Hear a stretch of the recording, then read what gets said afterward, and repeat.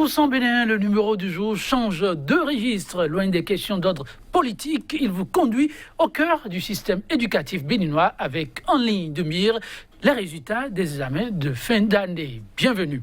Si le CEP a annoncé les couleurs avec quelques grincements de dents, 64,44% de taux de réussite au plan national contre 65,15% en 2017, le BPC et le bac, de par leurs résultats respectifs, ont carrément laissé bon nombre de parents d'élèves sans voix. Pour le premier, 28,63% de réussite cette année, bien entendu, contre 50,56% l'an passé. Et pour le second, 33,43% contre 41,65%. Conséquence, plus de larmes que de joie.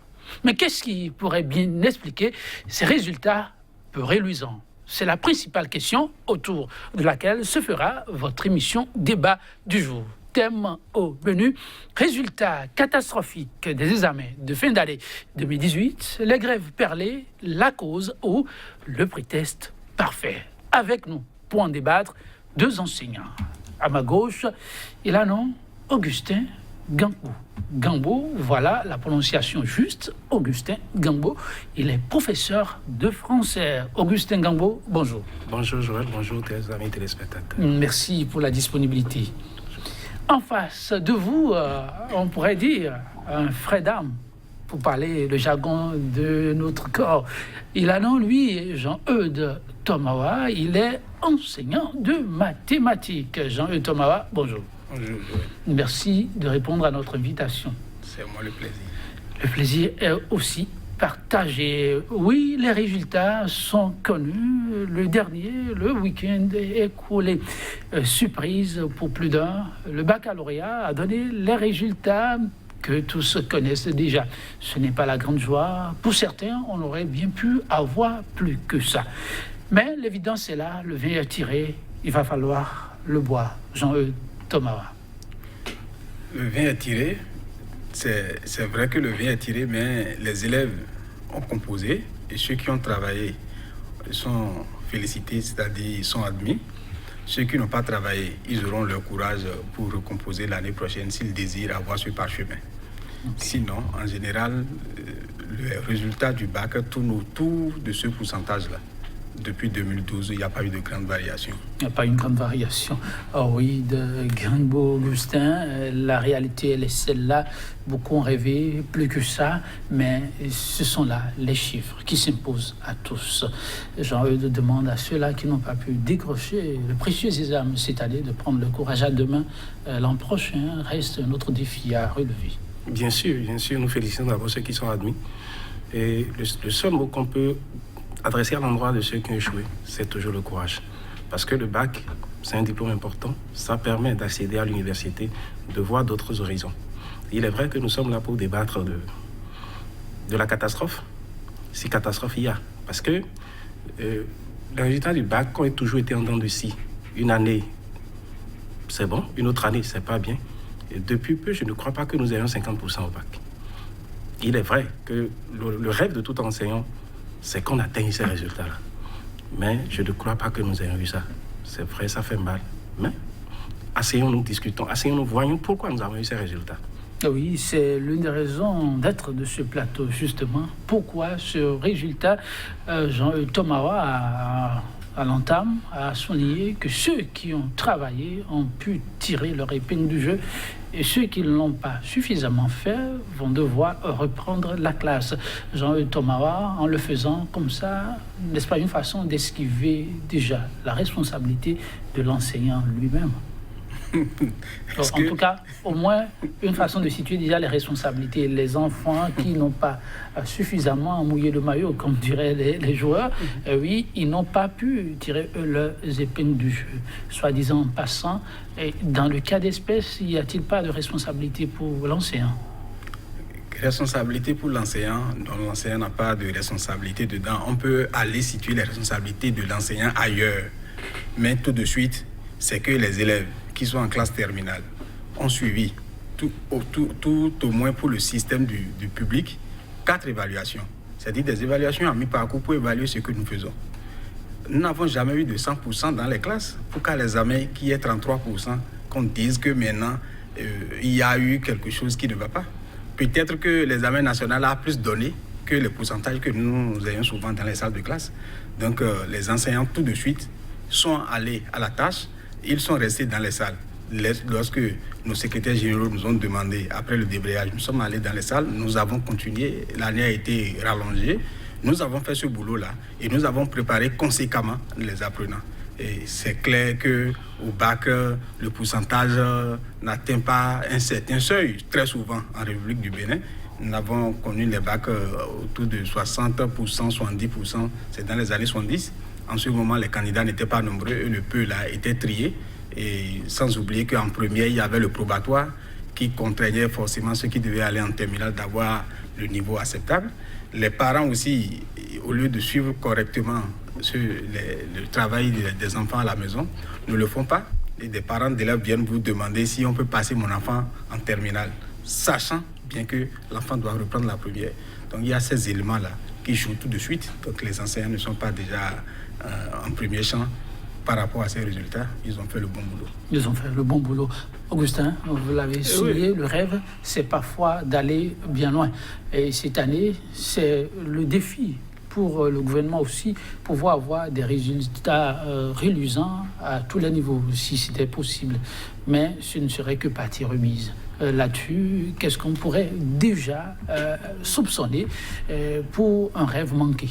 Non, je vais te prendre au mot rapidement. C'est-à-dire, le gouvernement rêve. Oui. Mais dès que vous rêvez, dès que vous avez des projets, il faut mettre les moyens. D'accord? Il faut faire la politique de ces moyens. Et honnêtement, je vais revenir dessus pour situer quelque chose. Les responsabilités sont partagées. L'enseignant aussi est responsable, d'accord. Mais nous mettre l'enseignant au premier plan, je pense que c'est le clou au pilori qui ne sait pas bien. Parce que, comme nous l'avons dit tout à l'heure, le premier responsable de ces échecs massifs, c'est l'État. L'État? Bien sûr, quand je dis l'État, je parle des gouvernants. Oui, je vous comprends. Je parle des gouvernants dans la mesure où... Ce n'est pas une fuite en avant de l'enseignant. Non, pas du tout. Nous ne déclinons pas nos responsabilités. Il faut être honnête. Nous ne déclinons pas nos responsabilités. Et si vous voulez, nous allons en parler. Mais le premier responsable de cette eau-là, c'est l'État. Et je pense que quand on prend le bac, c'est pas en terminale, le bac se prépare. Le bac se prépare depuis la 6e. Qu'avons-nous fait en tant que gouvernants pour que l'enfant qui entre en 6e soit dans de meilleures conditions pour pouvoir assimiler ce qu'on lui apprend jusqu'en terminale? Nous avons fait les états généraux de l'enseignement dans ce pays. Donc, qu'avons-nous fait des résultats? Je me pose toujours la question. Donc vous avez l'impression qu'il n'y a pas eu de fuite après ces résultats? Non, je ne crois pas. Et je voudrais ajouter aussi, le collègue Thomas a dit tout à l'heure, la responsabilité des parents. Vous et moi n'avons pas souvent eu, sinon notre génération, n'avons pas eu des parents lettrés. Mais pourtant, dès qu'on rentrait de l'école, on nous disait, va prendre ton cahier. Combien de parents aujourd'hui restent à la maison pour dire à leurs enfants, va chercher ton cahier? Il y a la démission totale des parents. Et je voudrais faire un petit parallèle pour dire, quand les gens disent, dans le privé, les gens travaillent, dans le public, les gens ne travaillent pas, non, c'est pas ça le problème. Allez dans le privé. Dès que vous donnez un exercice, l'enfant est tenu de le faire. Mais dès que vous êtes dans le public, donnez l'exercice. Donnez-lui même 2 mois, il reviendra. C'est devant vous, il va commencer par rédiger l'exercice. Mais c'est les mêmes parents. Où se trouve la différence? Non, mais le problème maintenant, c'est que ceux-là, ces parents, la première catégorie de parents, prennent rapidement ses responsabilités. Peut-être en palliant à certaines choses. Mais quand on n'a pas les moyens, il faut mettre au moins la voix. On a des parents qui ne mettent pas la voix. On court après l'argent, on laisse les enfants à la maison. On laisse les enfants à la maison. On se demande, on se soucie peu. Il y a certains, même dès qu'ils finissent de payer la contribution, de payer les fournitures scolaires, c'est les bulletins que vous devez leur amener. L'éducation, c'est pas ça. Demander aux spécialistes, c'est pas ça. C'est-à-dire, les tâches sont partagées. L'enseignant fera pour lui, le parent doit faire pour lui, l'État fera pour lui, l'élève même, l'apprenant même doit faire pour lui. Vous voyez, tous ces acteurs-là du système doivent jouer leur partition pour que la musique soit bonne à entendre. Mais si, au niveau de la chaîne, il y a déjà un défaut, soyez sûr. Vous allez écouter cette musique de 23% ou de 33%. Là, oui, tu travailles à la chaîne qui est l'aboutissement souvent des résultats affichés au niveau des salles de classe. Mais alors, chacun a un rôle fondamental à jouer. Avant de revenir en détail sur le rôle à différentes échelles, dites, le résultat du BEPC, pour d'aucuns, reste quand même le résultat qui crève les yeux. 28,63% contre 50,56%. Est-ce qu'il ne faut pas s'inquiéter pour ça? Vraiment, il faut s'inquiéter. Vraiment s'inquiéter. Parce que quand on corrigeait les copies à Saint-Rita, je crois que le littoral en mathématiques a donné 4% de moyenne. Donc nous-mêmes, on se disait déjà que cette année encore, c'est la catastrophe. 4 en mathématiques. 4% de moyenne en mathématiques. Ça veut dire que c'est gênant. Et vous, spécifiquement, vous y attendez, parce que vous êtes enseignant de mathématiques. Bon, c'est vrai qu'on s'attendait à ça. On s'attendait à 4%? À 4% de moyenne quand l'épreuve est sortie. Lorsqu'on voit l'épreuve, on dit, les enfants, ils vont bien réagir. Non, ceux-ci, ils ne vont pas bien réagir. C'est à travers l'épreuve déjà. Ma classe est un échantillon au plan national. Je sais comment mes élèves vont réagir face à cette épreuve. Ce n'est pas que je ne les ai pas préparés.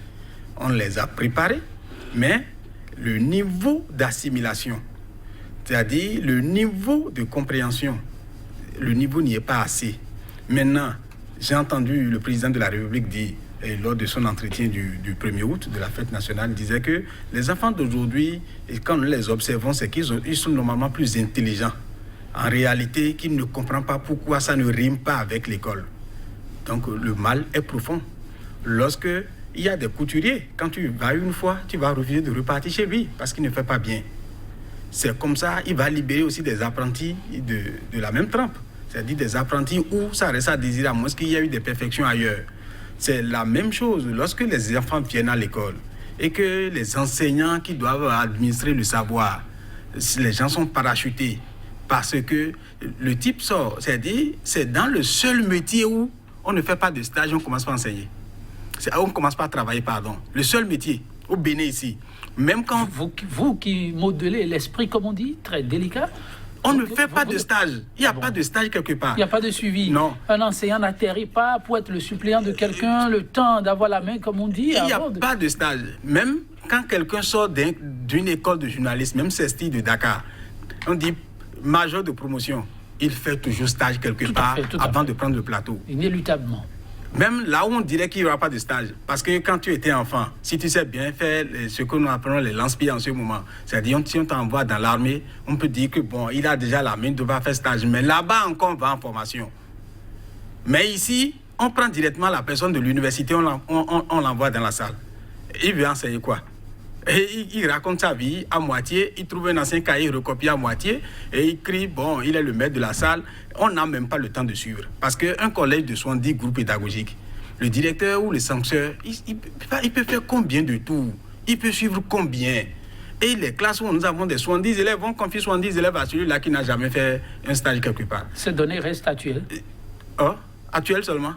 D'actualité. Et mieux, celui-là qu'on veut envoyer, d'autres présentent un faux diplôme, un faux parchemin. Il dit qu'il a une maîtrise. On l'envoie dans la salle et on constate, après les élèves crient tellement et après des enquêtes ou bien des années plus tard, à la correction peut-être d'un examen de fin d'année. Il a formé plusieurs dommage. Élèves c'est dommage. Sur des années. C'est pourquoi mon vis-à-vis disait que c'est la responsabilité de l'État. Est-ce que vous n'exagérez pas sur ces faits? Quelqu'un qui a un diplôme, qui sait 1 an, 2 ans, suffisant déjà pour détecter, quand vous dites sur plusieurs années? Plusieurs années. Et les gens ont été reversés en 2008. C'est vrai que les faux diplômes sont en train d'être détectés en cours c'est-à-dire à chaque année, mais regardez le nombre que l'année passée, les gens ont sorti encore des rangs. Donc, et ceux-là, depuis 2008, étaient là. Sinon, avant, il faut être professeur avant 2008 pour bénéficier de la mesure de reversement. C'est-à-dire que ceux-là faisaient déjà des dégâts. J'ai dit, c'est le seul corps ou le seul métier où les gens sont parachutés. C'est-à-dire, c'est une démission totale de l'État. on fuit et on ne sait pas ce que... Maintenant, en fin d'année, on dit on veut rendre, ou bien les résultats sont ceux-ci. Non, je crois qu'on doit se mirer pour se dire la vérité. Se mirer, se dire la vérité. 28,63%, 50,56%. En tout cas, on se disait tout au moins, cette année, si les résultats n'atteignaient pas ce seuil, mais pas le taux là qu'on a finalement obtenu. Jean Thomas pense qu'il faut se mirer et se dire la vérité. Le verre serait dans le fruit. Le verre est dans le fruit au niveau du système éducatif. Et comme il a dit, on a plus de, comme le disent les collègues, on a plus de braconniers dans nos rangs. Vous avez plus de braconniers dans vos rangs? Je pèse mes mots. C'est-à-dire, nous avons plus de professeurs qui n'ont pas le profil, mais qui enseignent. Ça, c'est pas parce que nous sommes enseignants qu'il ne faut pas le dire. Nous le disons. Mais moi, je dis une chose. Avec la délicatesse qu'est votre métier là, travailler sur des esprits. Nous travaillons sur des esprits. Et quand c'est tordu, comme on le dit, ça se redresse plus. Ou ça se redresse très difficilement. C'est pas du métal. Et ça se fait comme ça avec votre silence tout autour. Parce que vous, enseignants, on vous sait très bouillant quand ça ne va pas. On vous voit souvent tempêter pour les primes. Et vous confessez ce matin qu'il y en a un tapis dans l'ombre sur des années. Et on vous entend pratiquement pas en parler. On ne tempête pas sur les primes sont des droits. Ah bon? Les primes sont des droits. Vous réclamez vos droits. Ok, je vous le conseille. Alors, non, on tempête, c'est vrai, mais vous savez, quel est le système de recrutement aujourd'hui? Quel est le système de recrutement? Nous recrutons sur des diplômes. Et tout le monde sait, avec l'avancée de la technologie, la personne peut vous sortir un diplôme, un vrai faux. Un vrai faux.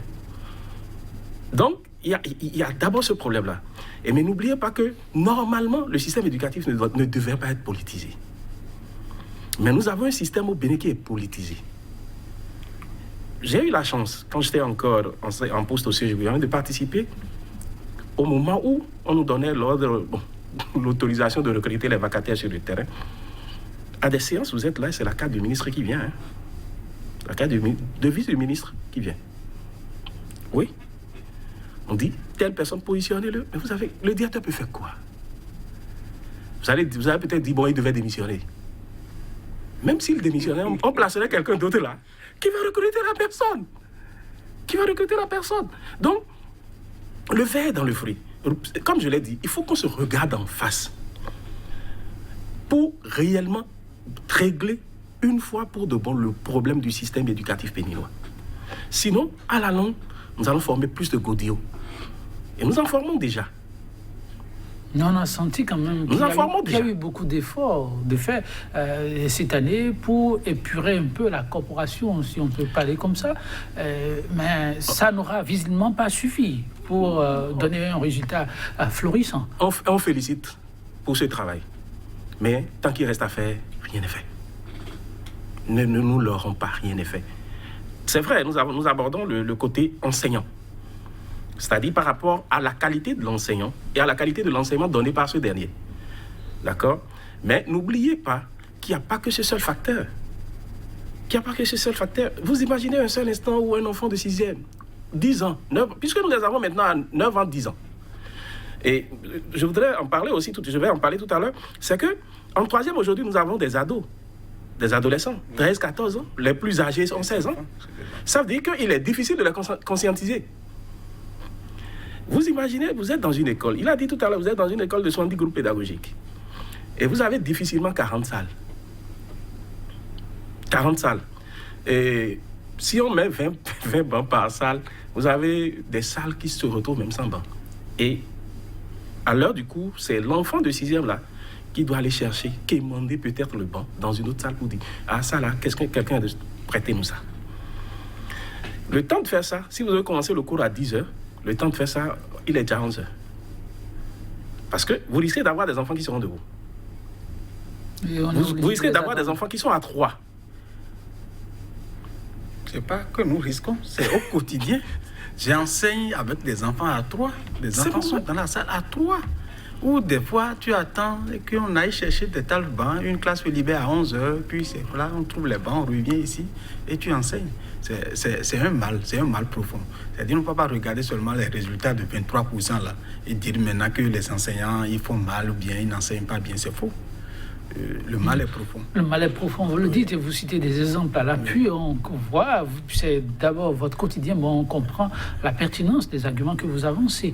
Mais à tout cela, on ne pourra non plus occulter ces grèves perlées qu'on a connues. Il faut souligner, à moins que vous m'apportez le démenti, c'est la première fois qu'un gouvernement a été autant éprouvé, hein, une grève qui a vraiment duré dans le temps.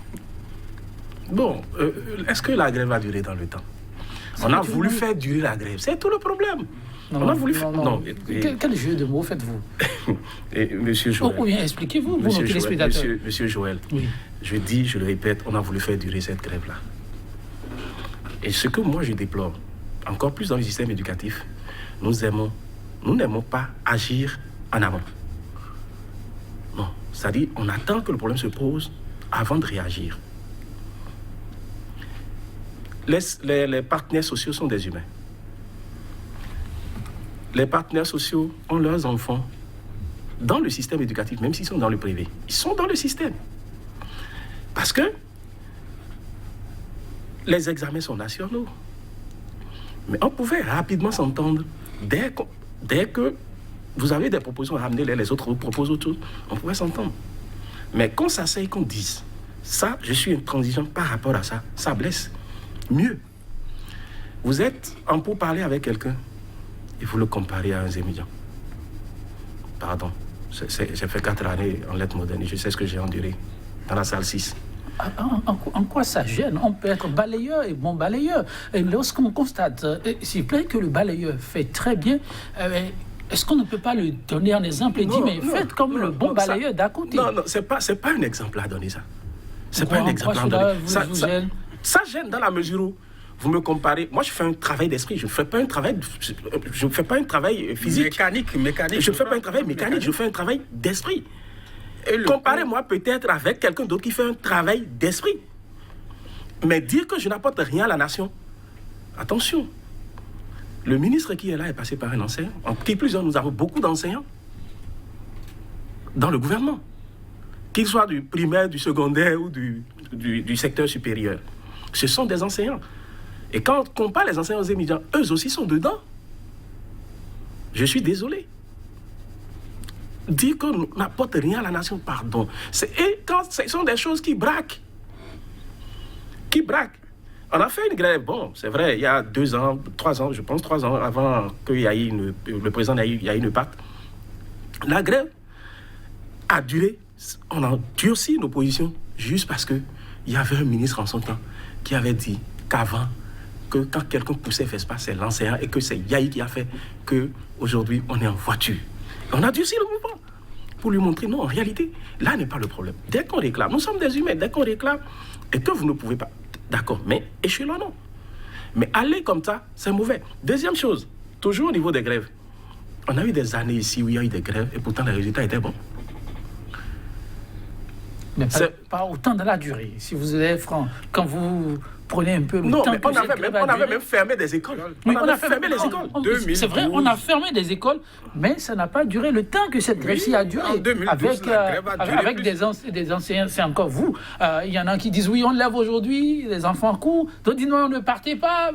Et puis, Méli-Mélo qui ne dit pas son nom, les parents étaient perdus, les enfants déboussolés. Joël, il y a un aîné syndicaliste qui disait, il y a les syndicats jaunes. Il y a les syndicats jaunes. Je préfère me taire. Oui, il y a des syndicats jaunes. Parce qu'on ne peut pas s'entendre et aller en mouvement et que vous ne passez pas derrière pour lever dedans. C'est une base. Et dès que vous consultez la base, et la base vous dit, bon, allons. Vous devez revenir à la base, dire à la base, bon, nous avons obtenu ceci. Nous voudrions faire ceci. Si la base vous dit, bon, d'accord, faites-le, tant mieux. Mais ceux qui ont levé, bon, peut-être leur base leur avait dit de lever. Mais moi, je n'ai pas ordonné cette levée-là. À l'heure du bilan, oui, Jean Tomawa, beaucoup pensent que cette grève, quand même, a sérieusement impacté ce à quoi on a assisté. Auquel cas, on aurait pu avoir un bien meilleur résultat. C'est vrai. Si la grève n'avait pas pris assez de temps, où les enfants avaient pensé même que c'était déjà dans ligne blanche et que chacun vadrouillait ou s'occupait à autre chose déjà, on allait avoir mieux. Ça, il ne faut pas dire que la grève n'avait rien fait du tout. On allait avoir mieux. Comme on pouvait ne pas aller en grève et ne pas avoir ces résultats. Au fait, là, c'est la motivation dans les salles de classe, mais les enseignants sont motivés en général. Mais je voudrais revenir sur un point pour dire que lorsqu'on nomme un chef, surtout quand on est en poste de commandement, il faut être un manager. C'est-à-dire qu'il faut anticiper sur les problèmes. Souvent, nous constatons au Bénin qu'il faut avoir d'abord le dos au mur avant de chercher par où sortir. C'est là le gros problème dont souffre le système éducatif.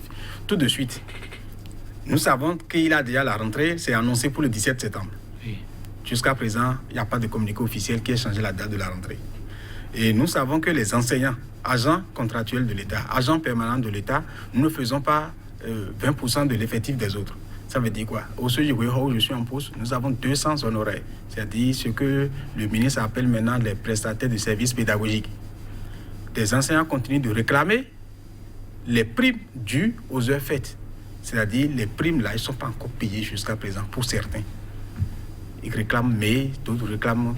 C'est quand même gênant qu'on va demander à ces mêmes éléments de reprendre les classes sans qu'ils aient les éléments. C'est qu'ils ont les primes, ce qu'ils avaient déjà fait. Mieux, ceux-là maintenant, on ne sait même pas si dans leur rang il y a de faux diplômes. L'État, sachant que le mal est profond, doit déjà investiguer, au moins sur l'effectif que nous connaissons déjà pour cette année écoulée, investiguer dans les universités, parce qu'au Bénin, maintenant, nous en avons plusieurs, pour voir si ceux-là, le parchemin est au moins correct, pour qu'on sache encore s'il faut leur confier des classes. Ça ne sera pas fait. Et vous allez attendre à la rentrée maintenant. Et il suffit de lancer la rentrée, que les élèves commencent. Le gouvernement frotte les mains pour dire la rentrée a été effective au Bénin. C'est fini, on pense à autre chose. Moi, je ne sais même pas. Oui, vous anticipez un peu sur ce qu'il y a lieu de faire en urgence pour éviter que les mêmes problèmes ne se posent à l'avenir.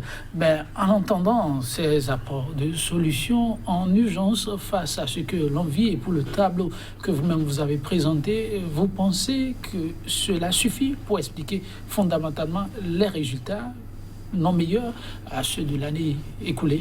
Non, il n'y a pas que ça. Il n'y a pas que ça. J'avais commencé tout à l'heure par évoquer les facteurs.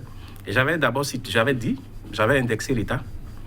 Les enseignants aussi sont indexés, qu'on ne leur rend pas, parce que quand vous avez une classe et vous devez exécuter 2 heures, et que vous-même, vous disposez de la classe, vous n'avez pas les problèmes que nous avons précités tout à l'heure, et que vous venez en retard, ou vous êtes absentéiste, c'est pas bien. C'est pas du tout bien. Les parents, ils ont démissionné. Les enfants aujourd'hui, vous n'êtes pas sans savoir, c'est les TIC, mais ne savent même pas utiliser correctement ces TIC en leur faveur. Parce que vous pouvez avoir, je ne sais pas, ces terminaux, et faire des recherches dessus. Il est vrai, je vais peut-être flécher mon collègue, il est vrai qu'il y a un désamour aujourd'hui pour les matières scientifiques dans les collèges. Et dès que vous parlez mathématiques, les enfants vous disent « laissez ». Il est vrai aussi que beaucoup fuient par exemple les sciences physiques pour les langues. Il va falloir régler ces problèmes-là, voir pourquoi ces enfants font ça et les régler. Aussi, et tout à l'heure, il a mis l'accent sur quelque chose. Les épreuves qu'on conçoit. Ça dit que les épreuves avec lesquelles on évalue les enfants.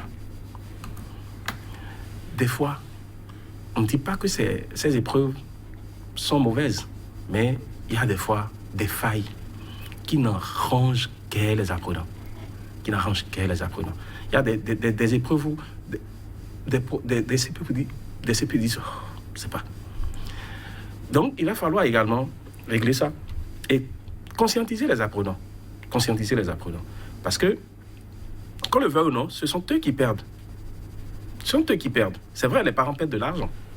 Moi, je n'aurais pas aimé revenir dans une classe l'année prochaine, sinon en septembre, revoir les mêmes têtes, je veux voir bien d'autres têtes.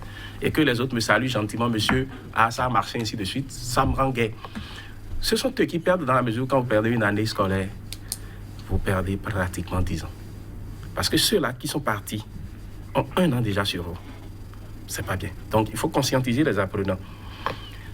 Aussi, que nos responsables qu'on cesse de nous faire des nominations politiques. Vous incitez là-dessus, vous en avez parlé tout à l'heure. Oui, consensus, on fait des nominations politiques. Avec le régime en place, c'est bien une époque révolue, où on n'a pratiquement pas, pour ce qui nous parvient, vous êtes du corps, vous nous en direz ce qu'il en est, des nominations fantaisistes, comme vous le dites, c'est presque du passé. Et ceux qui sont aujourd'hui en poste font les nominations ou les positionnements, comme vous dites, en conséquence de cause, en tenant compte du parcours du concédé, de sa capacité managériale et toutes les compétences requises et qui vont avec. Non, je pense que vous avez utilisé le mot les capacités managériales. Oui. Être chef, c'est être un bon manager. Et être chef à n'importe quel niveau, c'est être un bon manager. Et je pense que dans nos écoles aujourd'hui, nous manquons beaucoup plus de managers. Ça dit surtout, nous manquons beaucoup plus de personnes qui puissent fédérer les efforts. Nous avons par exemple des chefs d'établissement qui sont là juste pour la division. Celui-là n'est pas un manager. Le manager, c'est celui-là qui essaie d'amener non seulement, d'atteindre ses résultats, que lui-même se fixe, d'amener ses collaborateurs à atteindre ses résultats et à donner le meilleur d'eux-mêmes. Mais quand vous êtes un chef aujourd'hui, et que vous cognez les têtes, souffrez que quand quelqu'un vient, qu'il soit déçu. Et dès que l'enseignant ne doit pas avoir de problème avant d'entrer en salle. Il doit être libre. C'est vrai, on fait l'effort de vider, mais des fois, c'est mauvais. Oui, Jean Thomas a une responsabilité collégiale. Mais on fait comment pour pouvoir couper la poire en deux, éviter vraiment l'assailler? C'est quand même difficile, très difficile pour quand même apporter un peu plus de meilleur dans ce système éducatif béninois actuel. C'est difficile parce que les gens ne vont pas quand même vouloir quitter leur position actuelle. Les gens disent souvent les habitudes ont la vie dure. C'est vrai. Avec le régime en place, on a vu, les gens n'ont pas voulu d'un certain nombre de réformes. Elles se sont imposées à eux.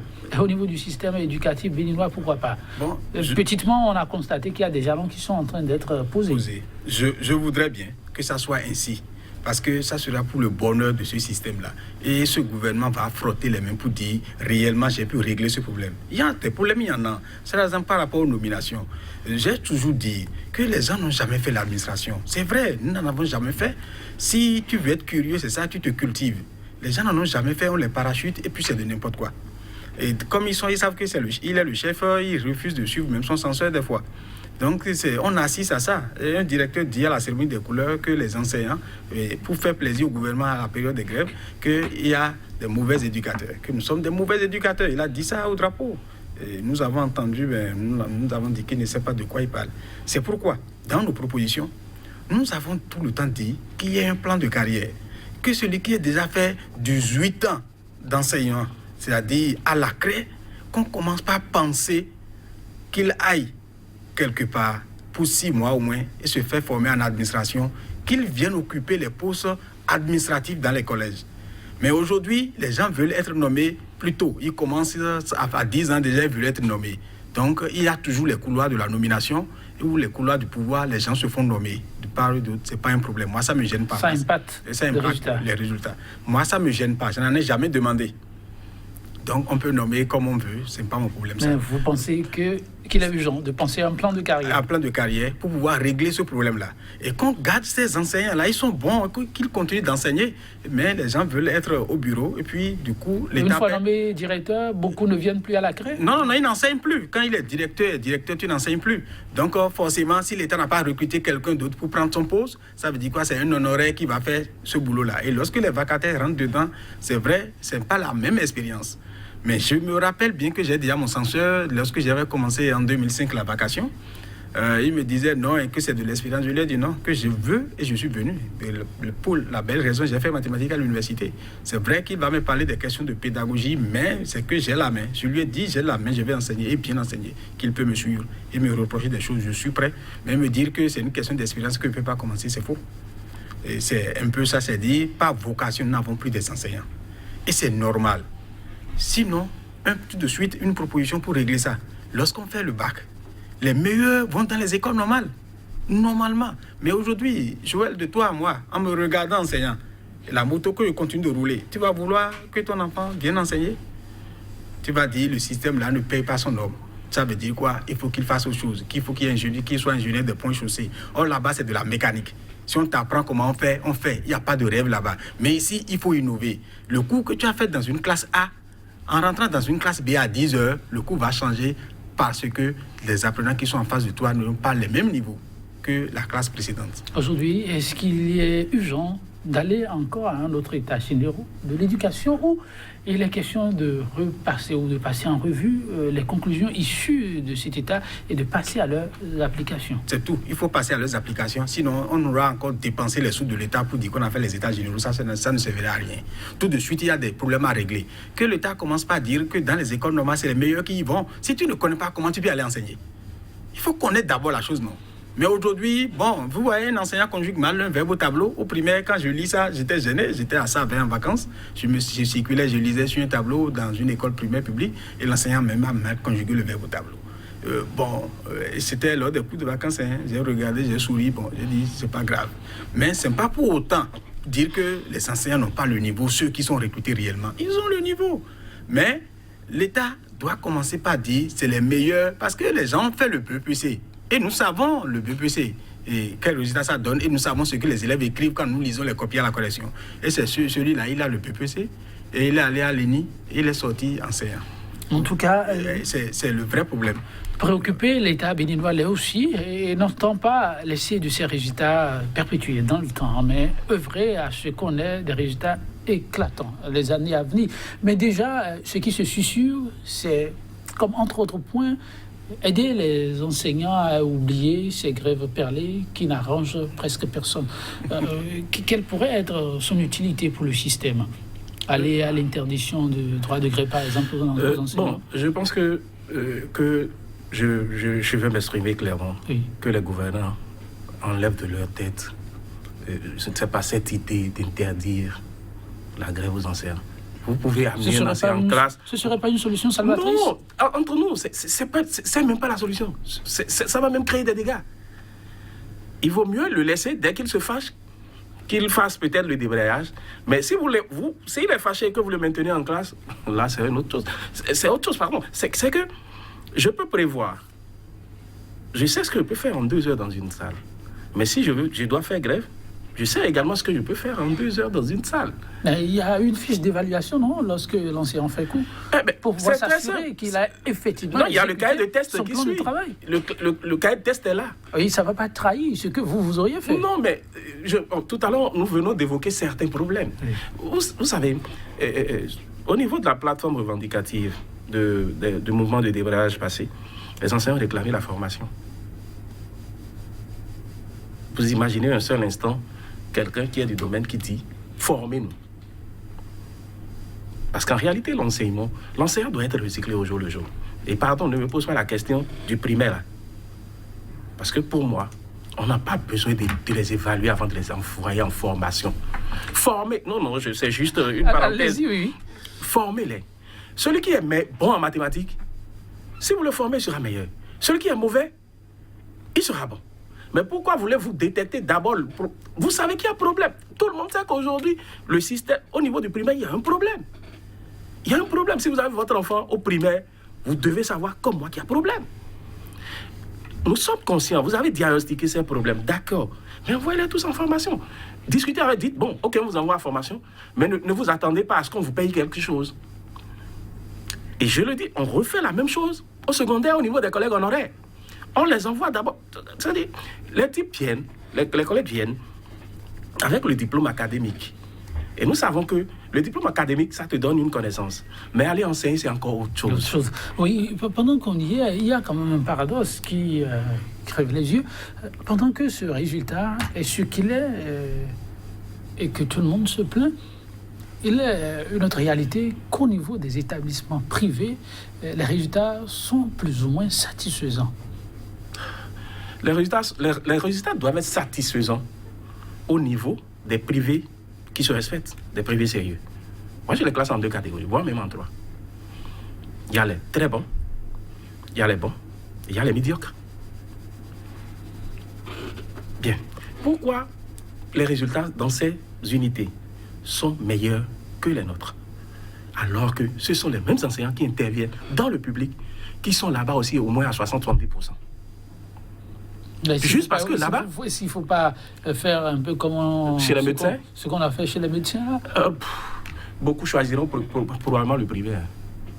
Vous risquez de ne plus avoir d'enseignants dans le public. Ah bon? Oui, vous risquez. On risque. Et de deux, comme je l'ai dit, c'est deux secteurs différents. C'est deux secteurs privés. C'est deux secteurs différents. La différence est à quel niveau? Mais la différence est au niveau du suivi. Et je l'ai dit tantôt. Dès que vous allez dans un privé, que vous donnez un exercice, mais l'enfant sait qu'il doit faire, sinon il a un problème. Mais je l'ai dit, les parents suivent. C'est le fait du suivi des parents qu'on a servi. C'est ça. Et on sait, eux, ils ne sont pas là pour les beaux yeux de quelqu'un, ils doivent se faire de l'argent. Donc ils mettent les moyens. Mais quand on évoque le problème d'argent, c'est aussi le paradoxe, Jean Thomas. Au niveau de l'administration publique, les enseignants ont ce qui leur revient de droit. Jusqu'à preuve de contraire, il n'y a aucun enseignant sans salaire, officiellement. Mais pourquoi on pose souvent le problème en termes de salaire? Vous allez au niveau du privé, puis ça se passe bien. Non, au fait, est-ce que c'est le salaire? Est-ce que c'est pas problème de salaire? Je vais vous dire une vérité aujourd'hui. Je vais revenir un peu sur le privé là et revenir rapidement sur la préoccupation. Pour le privé, lorsqu'on va dire aux enseignants de ne plus aller dans le privé, il y a beaucoup d'écoles privées qui vont fermer. Ils vont fermer et tout de suite. Maintenant, l'autre problème, lorsque moi j'ai dit aux amis, il y a près de 2 ans ou 3 ans déjà, je leur ai dit que je ne vais plus dans le privé, que le privé n'est plus mon problème. Je n'y vais plus. Donc je n'enseigne pas dans le privé. L'État n'a pas pu prendre la mesure. C'est les amis, les collègues qui vont souffrir peut-être pour arrondir la fin du mois. Moi, j'ai déjà dit, j'ai dépassé ce cap-là. Malgré que je gagne le même salaire depuis 2008. Mon salaire que je gagne depuis 2008. C'est ça, je continue de gagner jusqu'au jour d'aujourd'hui. Au niveau de l'administration publique. Au niveau de l'administration publique. Et on me demande de donner un rendement au-dessus de quoi? Bon, je ne comprends pas. Mais je fais toujours mon problème avec mon travail avec foi et équité. Je vaque à mes occupations, je viens au cours, à l'heure, je finis, je rentre chez moi. C'est pour dire quoi? On ne sait pas comment on veut régler ce problème-là. On nous a mis en formation, nous avons fini d'être formés, et puis on dit qu'il faut maintenant faire des dossiers d'avancement. Ça traîne là, et puis ils tournent autour, ça va au ministère des Finances, eux aussi ils refusent de nous payer, et puis c'est comme ça. Et puis ça traîne. Nous vivons avec, mais l'État n'a qu'à comprendre que le problème est sérieux. Ces enseignants-là, c'est pourquoi quand on dit grève dans l'enseignement, vous allez voir que les gens ils vont massivement en grève. Pourquoi? Parce qu'ils ne gagnent pas l'indice réel. Jean-Eudes Thomawa, par rapport au problème du système éducatif béninois, si en une phrase, vous devez résumer ce qui a lieu de faire en urgence, que diriez-vous? Je conseille fortement au chef de l'État, le président Patrice Talon, qu'il prenne ses responsabilités tout de suite, en envoyant les meilleurs dans les écoles normales et en leur offrant de meilleures conditions de traitement salarial pour que nous relevions ce défi de l'éducation au Bénin. Augustin, je vous pose la même question. Bon, juste leur dire que les pays développés sont partis juste parce qu'ils ont mis l'éducation au premier plan. Qu'ils essayent également de mettre au Bénin l'éducation au premier plan. Et on va s'en sortir.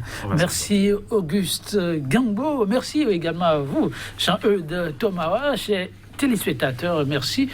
On a essayé de faire le tour d'horizon de la situation du système éducatif, 45 minutes, très peu, pour en parler plus amplement, à raison ces points saillants qui ont été évoqués.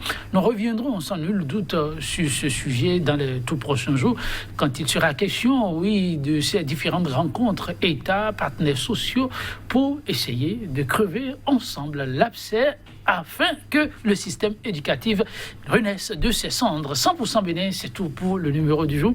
Je vous fausse compagnie sur cette citation de l'écrivain anglais et acteur politique Philip Domer Stanhope. Je le cite: « Sans une bonne éducation, un savant n'est qu'un pédant et le philosophe un cynique. » Pour l'éviter, autant avoir un regard plutôt sérieux, dit-il, envers ceux-là qui sont appelés à modeler l'esprit et non le métal.